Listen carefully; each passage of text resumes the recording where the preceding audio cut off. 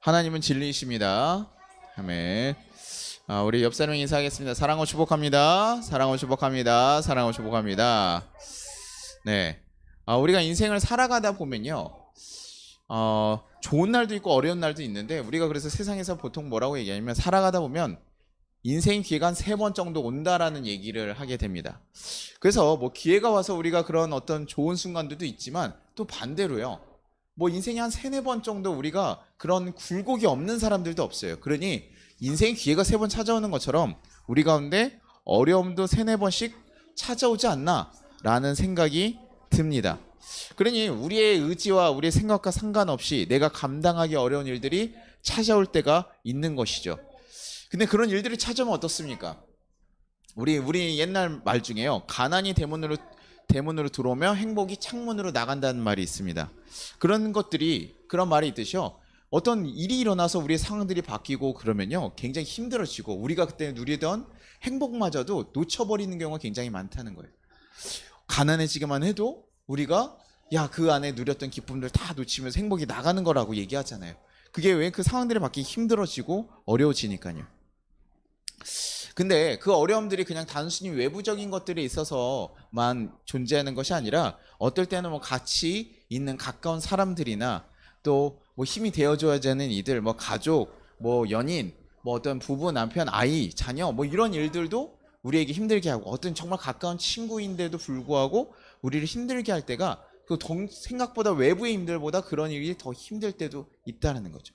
오늘 이스라엘 상황이 약간 사실은 이렇게 조금 같은 동족에 의해서 힘들어하고 있는 이스라엘 모습이 배경입니다. 이스라엘 성벽을 재건하기 위해서 느헤미야가 찾아왔어요. 사실 이게 굉장히 놀라운 역사거든요. 하나님의 도우심을 받아서 술 맡은 관원장이요, 그 자신들이 망한 나라를 다시 세우도록 허락을 받았고, 그거를 지을 수 있는 제목들도 다 받았어요. 그 소식을 듣고 찾아오게 됐는데, 그런데 이 지도자도 없고 다 무너진 성벽 때문에 많이 고통당하고 힘들어하는 그 가운데 이런 일이 일어난다는 것 자체가 굉장히 놀라운 일이거든요. 그래서 그 가운데 지금 느헤미가 와가지고 새롭게 막 일들을 지금 벌이면서 다시 이제 이거 우리 다시 하나님이 뜻하셔서 이 성벽을 쌓아가자라고 얘기를 하고 있는데, 그 공사를 진행하는 과정 가운데 뭐 외부의 그런 그 압박도 있었지만, 그거보다 중간에 가면요, 이런 고백을 합니다. 5장이에요. 5장 1절에 그때의 백성들이 그들의 아내와 함께 크게 부르짖어 그들의 형제인 유다 사람들을 원망하는데, 그들이 누구를 원망했다고 얘기했죠? 뭐 산발랏이나 해서 사마리아 총독이나 뭐 다른 지역에 있는 사람들, 이 이스라엘 다시 한번 세워져서 재건이 되는 것을 바라지 않는 그 다른 사람들이 아니라, 지금 누구에 대해서 얘기를 하고 있냐면 유다 사람들에 대해서 원망을 하고 있다는 거예요. 같은 민족인 유다 사람들 때문에 내가 지금 힘들어서 부르짖고 있다는 거예요. 이게 무슨 소리냐면, 이 당시에 뭐가 일어나냐면, 지금 성전 안 그래도 재건하는 게 힘들었잖아요. 그들 자체가요, 잘 살고 있었던 거, 누군가의 보호를 받아 잘 살고 있었던 때가 아닙니다. 그리고 지금 느헤미야가 와가지고 그들이 핍박받고 굉장히 고난 가운데 있다는 얘기를 느헤미야가 듣고 울면서 기도하고 다시 지금 온 거잖아요. 그러니 그들 상황 자체가 일단 별로 좋지가 않아요. 근데 그때 무엇이 드냐면 흉년까지도 드는 거죠. 그러니 먹고 살아야 되니까요, 자신들의 그 바깥 포도원을 다 어떻게 해요? 저당 잡히면서 곡식을 얻으려고 한 거죠. 같은 민족, 다른 사람들에게 갈 수 없으니까 그래도 같은 민족의 관리들이나 귀족들, 그래도 조금 재산이 있고 좀 넉넉히 있는 사람들에게 찾아간 거예요. 그래서 그들에게 좀 빌려주십시오라고 하면, 우리 같이 어떤 마음입니까? 동족들이 같이 힘들고 어려우면 그래 좀 있는 사람들이 베풀어가지고 이렇게 하면 좋은데, 이 사람들이 지금 같은 동족에게 어떻게 행했냐면요, 굉장히 비싼 이자, 처음에는 왔을 때 막 그래 니네가 먹어라 이러고 다 내가 줄게 이렇게 다 얘기하다가 뭐라고요? 고리를 받기 시작한 거예요. 굉장히 비싼 이자를 이들에게 받아내는 거예요. 사실은요, 유대인들은요, 이자를 뭐 받으라는 얘기가 없습니다. 줄 거면 그냥 받지 않을 거 생각하고, 이자 받지 않을 거 생각하고 빌려주고, 나중에 그런 거 다 못 갚았더라도 뭐예요? 희년 제도가 있어서 다시 팔았던 거, 저당 잡혔던 것들 다시 돌려주는 제도가 돼 있어요. 하나님 주신 기업이라고 생각해서요, 그들 동족에게 어떤 이득을 남기려고 하는 것이 아니라 같이 공생하는 과정을 위해서 서로를 돕고 섬길 수 있게 만들어 놨다는 거예요. 그래서 그들의 문화 보면요, 나그네, 과부, 어린아이들 그런 아이들을 돕는 율법이 있잖아요. 그걸 계속 명령하셔요.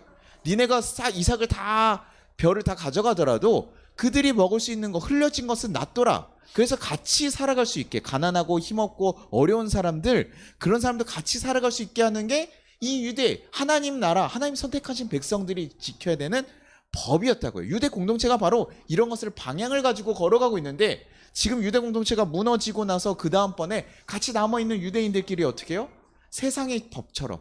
세상에서는 그럴 수 있죠. 내가 지금 힘든데 나도 먹고 살기 힘든데 너네 빌려주니까 이거 좀 비싸게 빌려줄 수 있죠. 그런데 같은 민족끼리면 하나님 선택된 백성이면 그렇게 가면 안 됐었다고요. 근데 이들이요 적당히 받는 것도 아니고 어떻게 해요? 높은 이자를 해서 그들의 재산을 빼앗고 노역을 시키고 있었던 거예요. 그러니 이들이요 안 그래도 성벽 재건한다고요 힘들어 죽겠는데요 이 이자도 내야 돼 이것도 해야 돼 지켜야 돼 이러니까요 그들이요 죽을 맛인 거예요. 그러니까 울부짖는 거죠. 그래서 느헤미야가요 그들에게 얘기합니다. 그들에게 이르기를 우리는 이방인의 손에 팔린 우리 형제 유다 사람들을 우리의 힘을 다하여 도로 찾았거늘 너희는 너희 형제를 팔고자 하느냐 더구나 우리의 손에 팔리게 하겠느냐 하매 그들이 잠잠하여 말이 없기로. 지금 재건 사업하면서 느헤미야는요 어떻게든 그 백성들 자기네 유다 민족들 한 명이라도 팔려가지고 힘들어하는 사람이 있으면요 가가지고 어떻게든 구해오고 한 명씩 더 해가지고 회복시키려고 하는데요 도리어 지금 같은 민족인 같은 지방 그리고 너네가 더 많이 받아서 하나님께서 감사하게도 너네에게 더 많이 주신 너네는 그들을 돕지 않고 그들을 다른 이들에게 팔아버리고 이런 일들을 행하고 있다는 거예요. 니네가 그들을 재산 취급하면서 다른 이들에게 팔아버리고 니네가 그들에게 막 그러고 있다는 거예요. 느헤미야도요 돈과 양식들을 구워줬습니다. 자신들이 가진 게 있으니까요 돈과 양식들을 계속 구워줬어요. 근데요 그러면 어떻게 해요? 그들을 받아야 되잖아요. 근데요 느헤미야는 이런 것들에 아주 이자를 아예 받질 않았어요. 이자 자기는 하나님의 그 지킨 자처럼 그 원래 법처럼요 이자 받지 않고 그냥 내어주고 도와주는 거예요.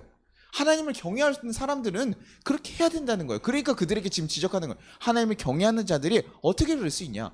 하나님께서 너네 인생을 책임지고 살아가고 하면서 그러니 하나님 주신 것 니네가 다른 사람에게 나눠서 같이 살아가기를 추구해야 되는 너희가 야 내가 돈을 빌려줬으니 이자 이렇게 해서 내고 니네 그렇게 해가지고 니네 그거 뭐 빌려간 거 안 되면 너네 몸이라도 팔고 땅이라도 팔고 해서 내놔 이렇게 하면서 세상과 같이 똑같이 하면서 하나님을 모르는 사람들처럼 그렇게 행하고 있었다는 것이죠. 그러니 느헤미야는요 이들 앞에서 그것을 지적하면서 그들에게서 굉장히 질타하면서 얘기합니다. 근데 여러분 생각해보세요. 아무리 총독이라 그래도요 와가지고 이런 얘기하면 여러분 듣기 좋습니까 안 좋습니까? 그래서 사람들 다 그렇게 하는데 그래서 나도 한 거예요. 그리고 나도 기근 들면 나도 힘들지 뭐 내가 뭐 나는 안 아까운가? 그래도 그거 주는 게 어디요? 이렇게 얘기할 수도 있죠. 그러나 그들이요 느헤미야를 얘기를 듣고요 바뀌기 시작해요. 그들이 개혁이 되기 시작한다는 거예요. 사실 이거 굉장히 기분 나쁜 얘기고 그냥 무시해버릴 수도 있음에도 불구하고 자기 재산들이라고 생각하니까 근데요 느헤미야를 얘기를 듣고 바뀐다고요. 왜냐면 이게 지금 이런 일이 가능했던 건 뭐냐면 이렇게 힘들고 어려운 상황 가운데서요 느헤미야가 어떻게 자신의 동족들을 위해서 계속 지금 말도 안 되는 일들을 한 거예요. 그가 먼저 무엇을 했냐면 자신의 녹을 받지 않았어요. 12년 동안 자신의 녹을 계속 받지 않았습니다. 총독이면 당연히 받고 자기도 먹고 살아야 되는데 자기가 그걸 받지 않고 그리고 모은 거 가지고 뭐예요? 사람들 다 나눠주고 베풀어줬다는 거예요. 그리고 백성을 착취하지도 않았고 총독들이요 총독이라고 하면요 그 백성들 좀 착취해가지고 자신의 재산을 좀 늘리는 것이 당연한데 지금 이는요 그렇게 하지도 않았습니다. 그리고 자신의 식사를 150명이나 되는 사람들과 함께 꼭 그 노역하고 이런 사람들과 같이 식사를 하면서 계속 해갔다는 거죠. 그러니요 이런 모습들을 보니까 사람들이 어떻게 생각합니까? 사람들이요 야 느헤미야는 정말 우리 백성을 어떻게든 살리려고 하는 사람이구나.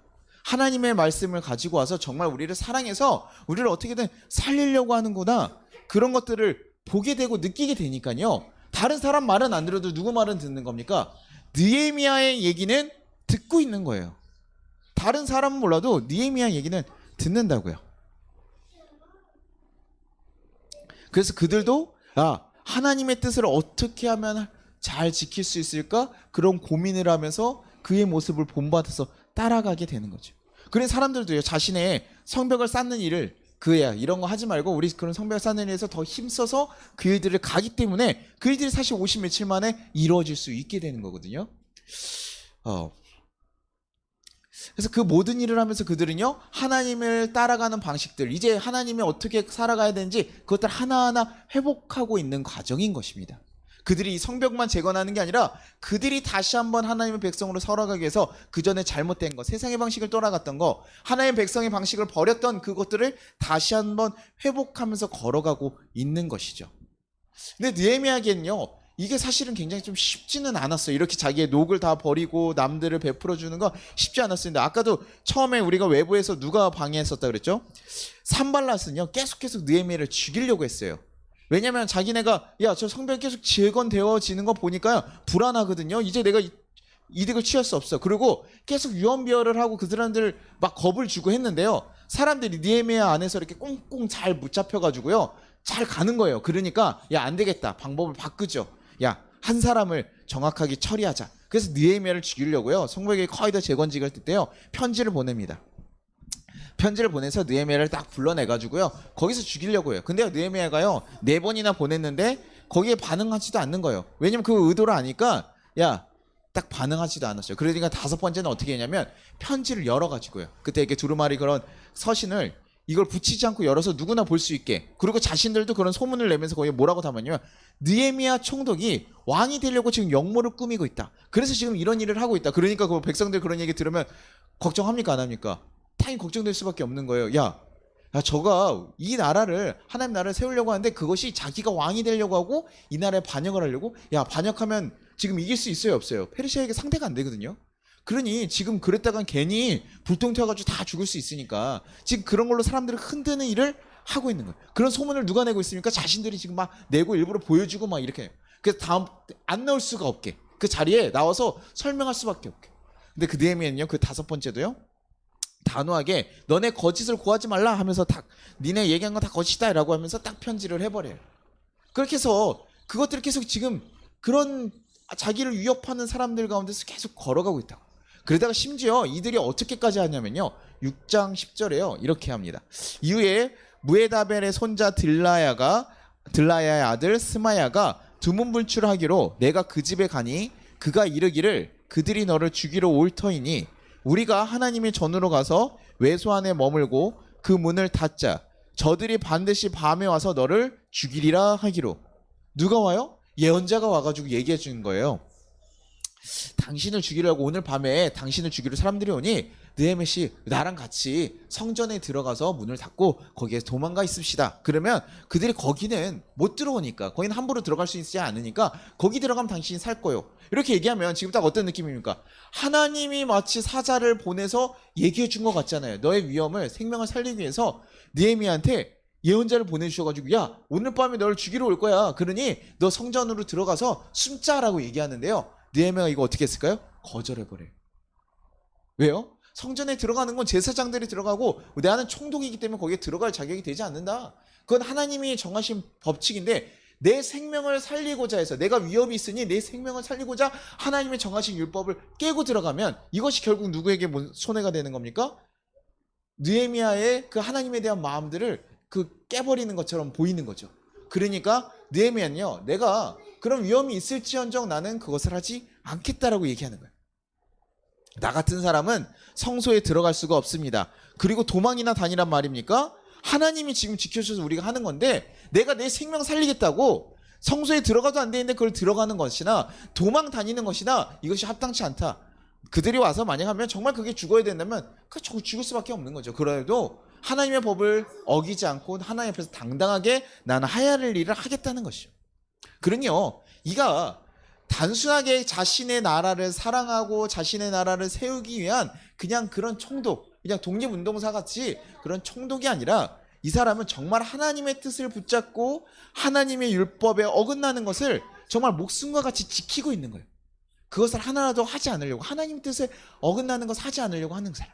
처음에 왕과 대화할 때도 느헤미야가 어떤 모습을 취했다 그랬었죠? 왕이 너가 원하는 것이 뭐냐? 뭐 이렇게 얘기했을 때도 그 목숨이 달아날 수 있는 정말 위험한 얘기들인데도 불구하고 그때 잠깐 눈을 들어 하나님께 기도하는 거예요. 그러니까 항상 이 느헤미야는요, 언제든 하나님께 물어보고 하나님이 어떻게 하시기를, 하나님 정하신 것을 어떻게든 지켜가려고 굉장히 노력하고 힘쓰는 사람이었다는 거예요. 자신을 죽이려고 하는 사람들, 그 얘기를 들었는데 어떤 사람이 흔들리지 않습니까? 야, 오늘 밤에 내가 죽는데, 이 얘기를 듣고요, 어느 누가 마음이 졸이지 않고 흔들리지 않냐고요. 그럼에도 불구하고 그 모든 상황 가운데서도 하나님의 뜻을 지키려고 하는 사람이었다.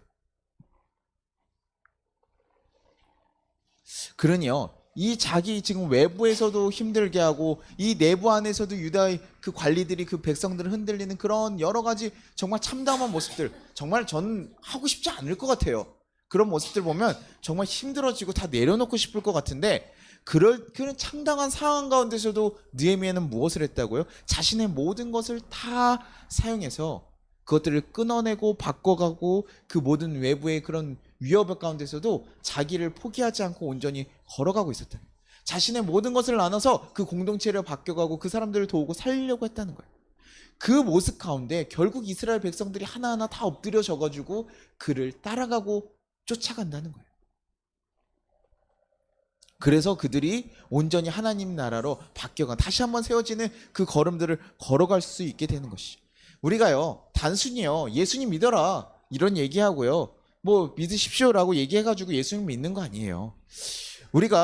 우리 또한도 예수님을 믿으면 그렇게 우리 삶의 자리에서 삶의 열매들을 맺어내면서 살아가야 됩니다. 그것을 교회에서 너무나 얘기해요. 왜요? 예수 믿는데, 야, 아는데 왜 안 하냐? 그건 아는 거라고 너가 정말 얘기할 수 없다는 거죠.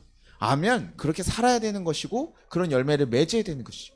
그렇게 또 살아가면요, 그 열매로 인해서 누군가는요 그것을 보고 도전받고 변화되는. 그래서 우리한테 뭐라고, 야, 너네가 빛과 소금 같은 사람들 돼야 된다. 이 세상을 비추고 이 세상에 맛을 내는, 그 잃어버렸던 인생의 그 맛을 잃어버린 자들에게 맛을 낼 수 있는 그런 인생을 살아가야 된다는. 하나님의 역사가요 바로 이렇게 그런 믿음을 가지고 살아가는 자들을 통해서 계속 이루어져 가는 거죠. 너무나 속상하고 어려운 상황 가운데, 야, 우리는 안 돼 하고 다 포기하고 내려놓는 것이 아니라, 그 정말 또 잘못된 관습이 있고 문제가 있는 것들을 다 그냥, 야, 이젠 저거는 할 수 없겠다라고 포기하는 것이 아니라, 싸우다가 안 될 것 같으면 도망치는 것이 아니라, 그 어려운 상황 가운데서도 하나님을 붙잡고 내가 죽으면 죽을 일이 생각하고 그 모든 것을 지켜나가고 걸어가니까요, 그를 통해서 하나님께서 역사하신다고요. 그래 결국 그 성전 재건이 된 거잖아요.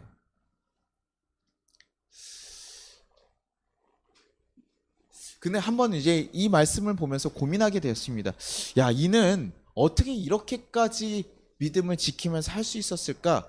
의지가 굉장히 강한 것 같고 마음도 되게 뜨거운 것 같아요. 그 민족의 얘기를 들었을 때 굉장히 막 슬퍼서 울잖아요. 근데 뭐 감정 없이 그냥 들을 수도 있고 남의 일이니까 그렇게 할 수도 있는데 뭐 이런 것들이 있고, 그리고 바로 결단력 있게 또 바로바로 실천합니다. 이게 굉장히 좀 적극적이고 아마 힘이 넘치는 것 같아요. 그런데 그렇다고 해서요, 그 감정적이라는 건요, 우리의 감정이 또 휩싸여서 넘어지고 땅이 떨어질 때도 분명히 있거든요. 죽이려는 사람들, 그리고 정말 내가 정말 이렇게 나는 녹도 안 받고 다 날 것 다 나눠주면서 살리고 있는데 저쪽에서 같이 도와줘야 될 사람들이 엉뚱하게 다른 사람들을 핍박하고 고리를 받고 그 일도 못하게끔 방해하는 역할하면요, 아주 속이 터지고 속상하고 어떻게는 분노가 일어나기도 하고요, 아, 어떻게 너무 실족해서 야, 너네랑은 다시는 할 수 없겠다 이런 마음도 들 수 있음에도 불구하고요, 그걸 항상 누구한테 맡긴다고요? 말씀 한번 보겠습니다. 느헤미야 6장 14절에요. 내 하나님이여, 도비아와 산발락과 여선지 노야다와 그 남은 선지자들 곧 나를 두렵게 하고자 한 자들의 소행을 기억하옵소서 하였노라. 자기가 그렇게 힘들게 어려운 사람이 있을 때 그들의 그 소생을 누구에게요? 하나님에게 기억하셔 주십시오. 그들을 기억하고 하나님께 맡기는 거예요. 또 느헤미야 5장 19절에요. 내 하나님이여, 내가 이 백성을 위하여 행한 모든 일을 기억하사 내게 은혜를 베푸시옵소서. 이렇게 얘기해요. 하나님, 내가 지금 이들에게 이렇게 내 것 다 내어놓고 다 하는 것들, 하나님 기억해 주십시오. 그러니까 뭐 지금 사람들이 인정하고 안 하고 막 자기를 비난하고 오해당한 사람도 있겠죠. 그 전부터 얘기했던 그런 막 오해 거짓하는 얘기에 흔들린 사람도 있을 거 아니에요. 넘어간 사람은 분명히 있을 거거든요. 그러니 자기에 대한 평가들 막 이렇게 하면, 야, 나는 이 나라 살리려고 이렇게 하고 있는데 너네 지금 그렇게 오해하고 나에게서 안 좋게 얘기한다던가, 막 이런 거 하면 너무 속이 상하고 무너지잖아요.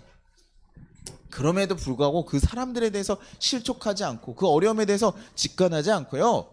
누구에게 맡깁니까? 항상 찾는 분이 누구예요? 하나님이에요.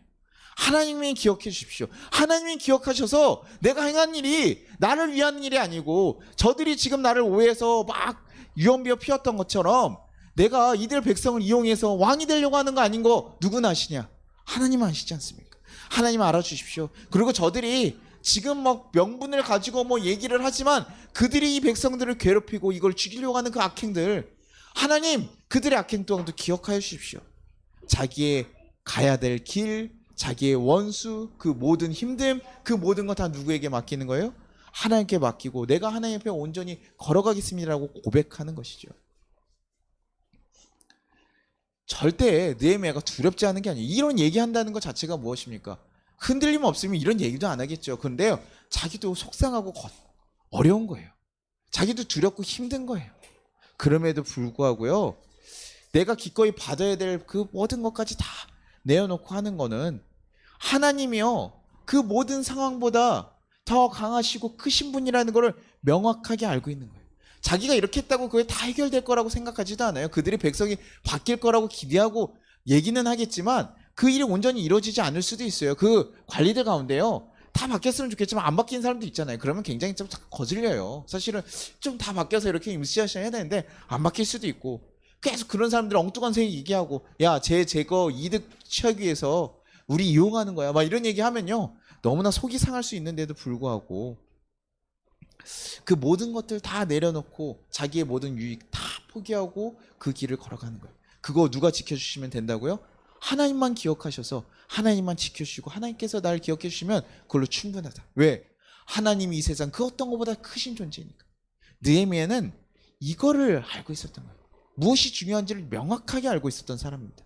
하나님들이 우리의 삶을 다 지켜보시고 하나님만 괜찮다고 하면 어떤 그 무엇도, 세상의 어떤 사람의 얘기도 아무런 소용이 없다는 걸 알고 있는 거예요. 그러니 하나님 바라봐 주십시오.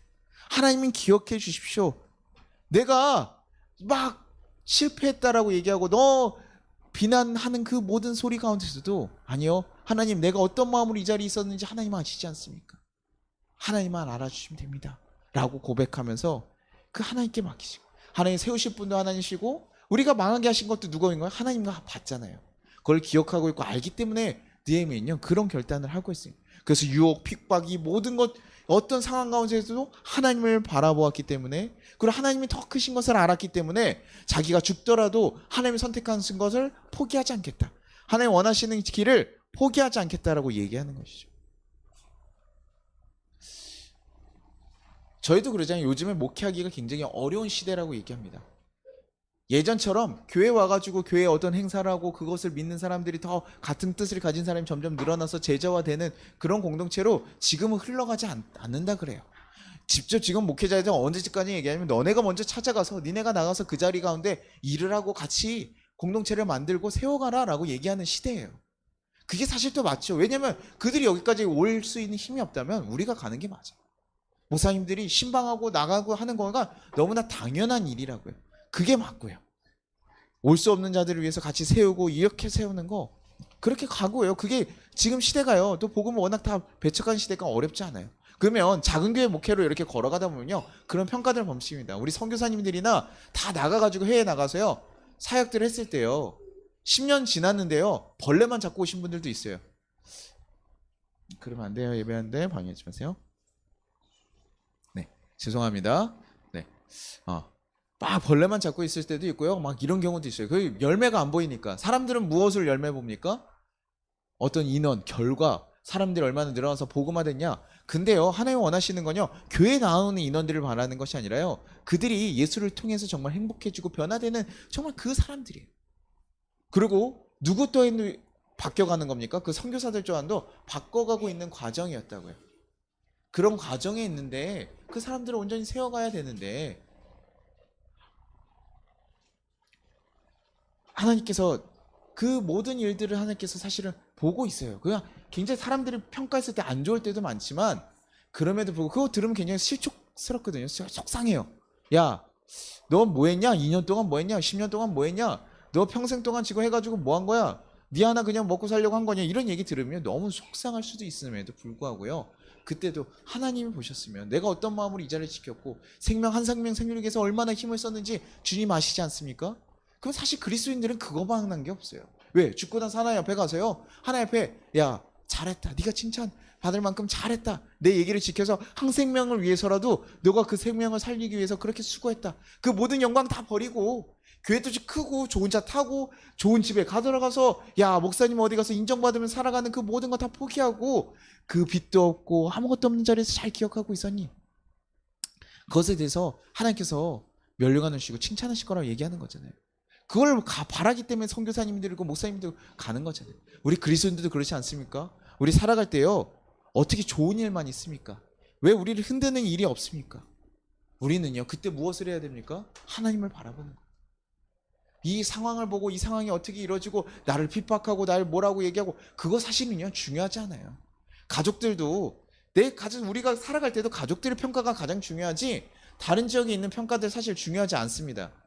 다른 사람들이 뭐라고 얘기하든 사실 중요하지 않은데 사람들은 그 얘기를 굉장히 많이 들어요. 그래서 악플 때문에 사람이 죽는 일도 생기고 하잖아요.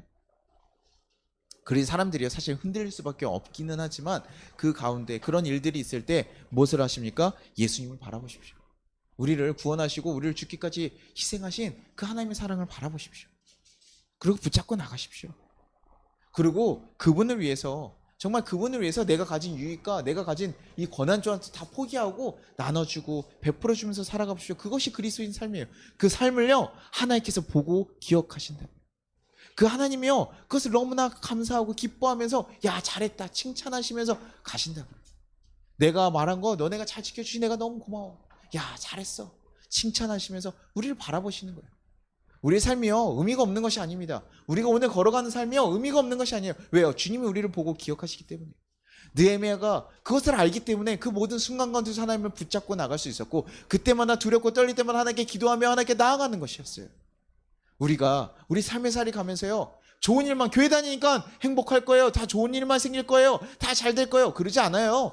교회 다니면서도요 행복한 거는요 주님을 만나서 우리가 행복하게 누려가야죠. 그 행복을 추구하고 가는 것인데요 우리 상황이 다 우리가 원하는 대로 잘 돼가지고 좋은 일만 있고 다 잘 되냐? 그렇지는 않더라는 거예요. 처음에 얘기했던 것처럼 세상에 사는 사람이나 우리들이나 좋은 기회가 올 때도 있고 안 좋고 누구나 인생에 살아가는 모든 사람들에게 사실 그렇게 알 수 없는 인생들의 법칙이 정해져 있더라는 거예요. 항상 좋으냐? 그렇지도 않고요. 항상 싫으냐? 그렇지도 않고요. 그 가운데서 하나님을 바라보는 거. 그럼에도 불구하고 우리를 기억하시고 우리 삶을 인도하시는 하나님이 있기 때문에 우리가 어려운데도 불구하고 뭐 하는 것입니까? 다시 한번 일어나서 우리가 걸어갈 길을 온전히 걸어가고 쫓아가는 것입니다. 그들을 또 도우시고 인도하시는 하나님을 경험하고 바라보면서 정말 안 될 것 같았지만 하나님께 세우시고 이렇게 반대하고 수많은 사람들이 있고 내부에 문제도 있고 다 어려움 있고 기근도 있고 정말 이 성벽을 재건할 수 있는 막 그런 거네. 성벽이 그렇다고 너무 화려하고 큰 건 아니었습니다. 우리가 생각하면 굉장히 이게 좀 가벼운 터 같은 그런 느낌인데 그럼에도 불구하고요 그 일이 이루어졌다는 거예요. 방해하고 억압하는 세력들 가운데서도 일어났다는 거예요. 그들이 정말 무기력하고 핍박받고 항상 당해있는 그 사람들이 변해서 하나님을 한번 쫓아보겠다고. 아직 변하지도 않았어요 제대로. 그냥 성벽을 짓는 것뿐이에요. 그럼에도 불구하고 그들이 그것을 기대하면서 걸어가면서 변화되었다는 거예요. 우리 인생 가운데 그런 하나님의 역사들이 일어나기를 소망합니다. 우리 삶 가운데 무너졌던 것, 내가 행복하게 누려도 돼, 내가 이렇게 살아가야 돼, 그거 다 무너졌는데 아니요, 예수님께서는요 그것을 다시 한번 일으켜 세우고 다시 한번 이끌어 가실 거예요. 그리고 우리가 그것을 어떻게 쫓아갔는지 하나님 기억하시고 바라보실 거예요.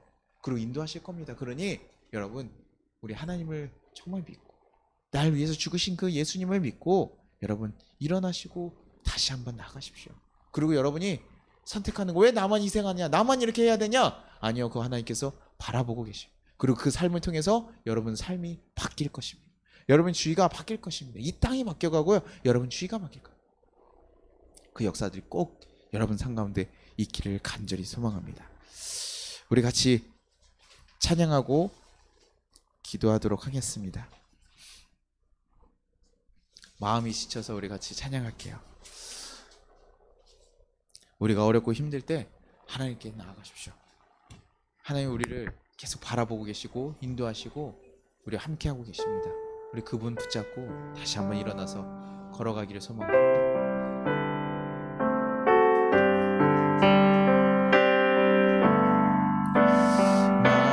마음이 지쳐서 기도할 수 없고 눈물이